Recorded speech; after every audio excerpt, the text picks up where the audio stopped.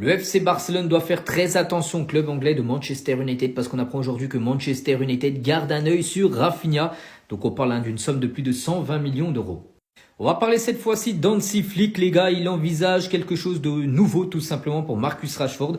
Il envisage de le mettre titulaire au poste de numéro 9 lors des prochains matchs parce que pour l'instant il joue plutôt ailier gauche, on va dire, Marcus Rashford. Et il pourrait rentrer dans la rotation des numéros 9 avec bien sûr Lewandowski et Ferran Torres. Ça va être une belle rentrée d'argent pour le FC Barcelone avec ce match délocalisé du côté de Miami. Donc c'est prévu le samedi 20 décembre prochain.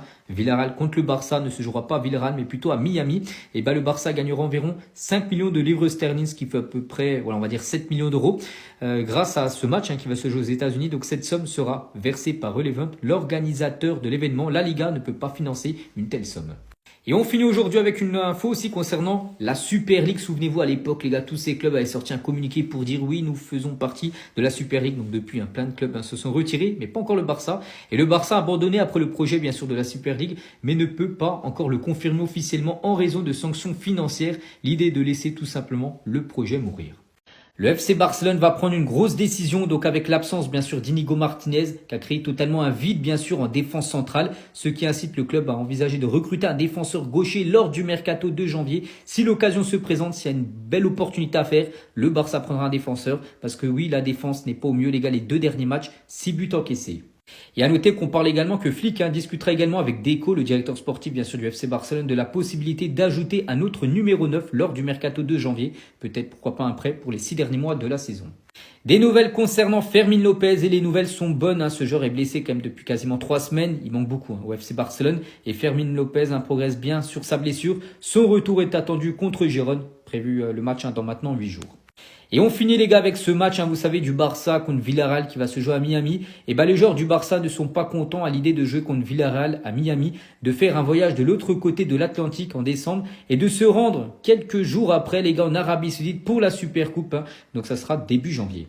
Le Barcelonais durant la trêve, pour l'instant, ça donne quoi? Aujourd'hui, Frenkie de Jong ainsi que Christensen ont joué. Le club a communiqué, de Jong et Christensen étaient titulaires pour leur équipe nationale respective lors des éliminations de Coupe du Monde. De Jong a joué 68 minutes, tandis que Christensen a joué l'intégralité du match et a délivré une passe. Les Pays-Bas ont gagné 4-0 contre Malte et le Danemark ont gagné 6-0. En tout cas, concernant De Jong, je m'en fais pas trop. On sait tous très bien que De Jong est le chou de Coman et qu'il prend hyper soin de Jong et qu'il sera immédiatement renvoyé s'il y a ne serait-ce qu'un petit problème. Maintenant, Christensen, les gars, il enchaîne depuis le début de saison, il se blesse pas. Avec le Danemark, il est très fort, il a fait que des bons matchs depuis le début de saison. Au Barça aussi, il a fait que des bons matchs, mais je n'arrive pas à comprendre pourquoi Flick ne lui fait pas confiance. On a perdu un leader, Inigo Martinez. Moi les gars, je suis convaincu que Christensen peut prendre ce rôle-là et qu'il a toutes les qualités dont Flick a besoin. Les gars, ça reste un champion d'Europe, c'est quelqu'un qui a déjà gagné la LDC. L'Angleterre a joué, mais Rashford était au banc. La Pologne aussi a joué, Lewandowski était au banc. Ça, c'est de bonnes nouvelles. Nous attendons maintenant le match de l'Espagne. Pedri, Olmo, Cubarsí, Ferran Torres. Je me demande ce que l'Espagne ça va donner sans Nico Williams et Lamine Yamal. Et nous attendons aussi le match de la France. En tout cas, les gars, vivement que cette trêve se termine. Je vous mens pas que sur les matchs de championnat, je me fais chier à mort.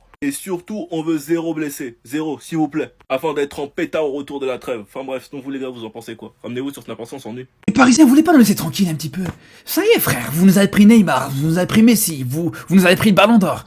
Vous nous prenez à chaque fois les victoires quand vous venez chez nous. Même Yamal voulait nous prendre. Non, je vous dis, ça c'est impossible. Ça, pour moi, je vous le dis, les gars. Je préfère perdre mes dents, les gars. Demain, tu me dis, ouais, on te retire tes dents, on te retire Yamal. Je préfère, tiens, prends mes dents. Je vais chez le dentiste demain. Et je lui dis, tiens, retire-moi toutes les dents. J'en ai rien à foutre, les gars. Ben, Yamal, c'est impossible. Impossible, les gars. Je peux pas me dire que demain, le Barça va, non seulement pourrait perdre Yamal, mais en plus ça, perdre le PSG. Et le pire, les gars, vous voyez ce genre de rumeurs, à la base, t'y prêtes pas attention. Tu peux te dire, ouais, c'est des rumeurs anodines. Mais au final, les gars, à chaque fois, on s'est dit la même chose. On s'est dit la même chose pour Neymar, on s'est dit la même chose pour Messi, même si pour Messi, c'est pas directement un transfert, mais bon, on s'est compris. Et c'est là où ça ferait mal, les gars. C'est là où ça ferait très mal, parce que vraiment, avec ce clown de la Porta, qui est en train de s'endetter, endetter le club de plus en plus, je vous le dis, les gars. Pour moi, les gars, à tout moment, il serait capable de le faire. Cet imbécile de la Porta, à tout moment, serait capable de laisser partir Yamal pour 230 millions. Clairement, les gars. Il a rien à perdre, il s'en fout, les gars. Si jamais il va juste démissionner derrière, il s'en fout. J'espère que ça arrivera jamais, les frères, vraiment. Comment ça, la dette du Barça, elle a encore augmenté, les gars? Non, mais en fait, la Porta, tu vas au casino avec l'argent du club, c'est pas possible, frère. Non, mais au bout d'un moment, c'est pas normal. Je suis désolé, les gars, il y a une explication. Comment on peut me dire que malgré qu'on n'achète aucun grand joueur, qu'on est à chaque fois le club qui dépense le moins, non seulement en Liga, mais dans les clubs européens? T'as des clubs comme Villarreal qui dépensent plus que toi. Comment on peut m'expliquer aujourd'hui que voilà, c'est même pas que la dette elle était restée la même. C'est qu'en plus de ça, elle augmente. Alors que comme je vous dis, t'essaies de faire des économies. T'achètes très peu de joueurs. T'essaies de vendre un maximum. T'essaies de baisser ta masse salariale. Tu fais même des trucs vraiment débiles et ridicules pour essayer de gagner de l'argent. Tu vends des burgers. Tu reçois des dons sur TikTok. Tu vas jouer des matchs aux États-Unis. Tu fais une tournée en Asie contre des clubs asiatiques pour gagner de l'argent. Et on voit que la dette, elle augmente encore. Au bout d'un moment, les gars, c'est pas normal. Moi, je me dis, il y a une explication derrière ça. Peut-être que le poids de l'apportage, justement, peut-être qu'il y a une explication. Peut-être que le mec, il se fait 12 McDo par jour. Peut-être que c'est on va l'argent du club. Je comprends pas. Franchement, je comprends pas, les gars. Vraiment, au bout d'un moment, il y a vraiment un problème dans ce club. Ça tourne pas rond, vraiment. Bah alors, vous entendez plus d'un coup? Ils sont où tous ceux qui crachaient sur Yamal? Ouais, Yamal, il va gâcher sa carrière. Il aime trop les femmes. Il traîne trop avec des femmes. Et pourquoi maintenant on vous entend plus avec Vinicius? Pourquoi là quand c'est avec Vinicius c'est beaucoup plus calme d'un coup? Les gars, c'est quand vous allez comprendre une fois pour toutes que tous les joueurs de foot, ou en tout cas quasiment tous les joueurs de foot, ils sont comme ça. Qu'ils aiment trop les femmes, qu'ils sont trop voilà sur les femmes. C'est connu les gars. Ça va pas commencer avec Yamal et ça se terminera pas avec Yamal les frères. Donc le traitement que vous avez eu sur Yamal tout l'été, à lui cracher dessus, ouais Yamal, voilà, il traîne trop avec des femmes, il a une copine toutes les 2 semaines. Mais en fait, malheureusement les gars, parce que moi je cautionne pas ça. Mais au bout d'un moment, on ne demande pas à ce que les joueurs de foot soient des imams, que ce soit des prêtres si vous voulez. On demande juste qu'ils fassent des bons contrôles, des beaux crochets, des beaux dribbles sur le terrain. Le reste, on s'en fout complètement, c'est leur problème. C'est leur problème quand il faut venir à l'entraînement à l'heure. Il faut qu'ils viennent à l'entraînement à l'heure, les gars. Tout simplement. Après, le reste qu'il fait, franchement, j'en ai absolument rien à faire, les gars, comme ça vous savez. Donc au bout d'un moment, les gars, arrêtez de choisir seulement les joueurs que vous voulez défendre. Les gars, dites-le moi si c'est moi qui suis fou ou pas. La dernière fois, je sortais d'un débat où mes potes disaient clairement que le prime de Neymar, c'était au PSG. Mais les gars, je suis fou ou pour moi, le prime de Neymar, c'était au Barça? Parce que ils étaient à 5 contre moi. À un moment donné, je me suis posé, j'ai dit peut-être que c'est moi qui suis fou. Mais non, je suis pas fou. Le prime de Neymar, c'est bel et bien au Barça.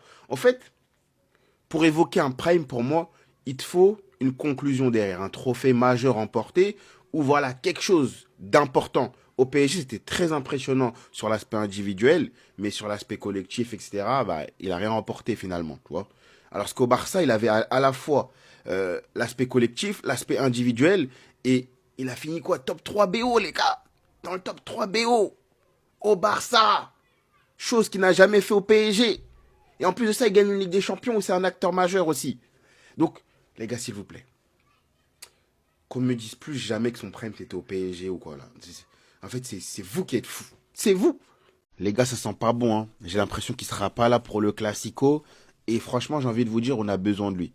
Tech, c'est pas du tout un mauvais gardien, mais l'anticipation que Juan Garcia est là, balle au pied aussi, les relances sont propres, sont meilleures. Il participe tellement au plan de jeu qu'Hansi Flick a mis en place, qu'on peut le dire, c'est devenu un indispensable du Barça. Du côté du Real Madrid, il y a une bonne nouvelle. Pour le Classico, on sait que Eisen ne sera pas là. C'est un de leurs meilleurs défenseurs.